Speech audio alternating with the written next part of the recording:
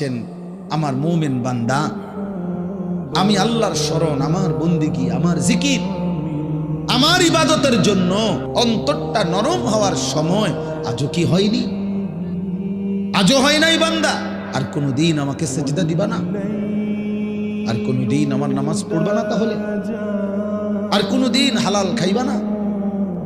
আর কোনদিন নারী পর্দা করবা না? তুমি দিনের পর দিন যে ফজরের নামাজ পড়ে না, আল্লাহ যেন তাকে ডাক দিয়ে বলে, বান্দা তাহলে কি আর কোনদিন ফজরের সেজদা দিবা না? প্রতিদিন যে গালিগালাজ করে, আল্লাহ যেন বলে, বান্দা তাহলে কি আর কোনদিন এই গুনাহ ছাড়বা না? এভাবেই বলে যাইবা, এভাবেই আমি আল্লাহকে কষ্ট দিবা। কার পরিবর্তন কখন হবে, কার কথাই বদলাবে, কখন বদলাবে কেউ জানে না। জানে কে? ফুজাইল ইবনে ইয়াজ বড় ডাকাত সর্দার ছিলেন। তো গভীর রাতে উনি ডাকাতি করতে গেছেন। তো রাত্রিবেলা যখন গভীর রাতে এক বাড়িতে ডাকাতি করতে ঢুকছে, দরজার সামনে গিয়ে যখন দাঁড়াইছে, তখন শুনতেছিল বাড়িওয়ালা ওই সময় আল্লাহর কোরআন পড়তেছে।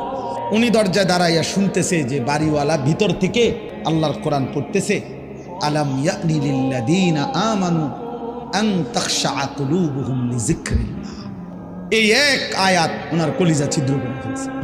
উনি পিছন দিকে ফিরে এসে আর চিৎকার করে দুই হাত তুলে বলছে, আয় রব, আয় মাওলা, সময় হলো, হয়েছে সময়, আমি আর এই নাফরমানির জিন্দেগি করব না, দিলাম ছাইড়া।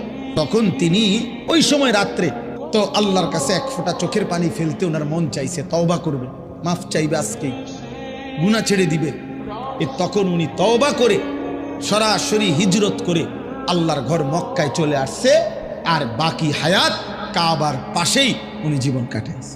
এরপরে আল্লাহর কোন বান্দা যদি গুনাহ ছেড়ে তওবা করে আল্লাহর কাছে ফিরে আসে, খুশিতে মহান আল্লাহ ফেরেশতাদেরকে বলে, আমার আসমান সাজিয়ে দে, আমার জান্নাত সব সাজায়া দে। ফেরেশতারা বলে, মাওলা কেন আসমান সাজাইলেন, কেন জান্নাত সাজাইলেন?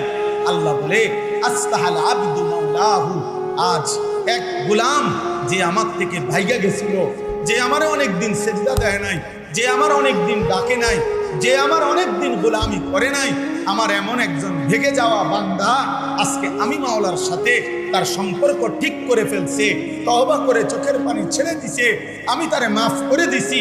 এই খুশিতে আমি আসমান সাজিয়ে দিলাম, জান্নাত সাজিয়ে দিলাম।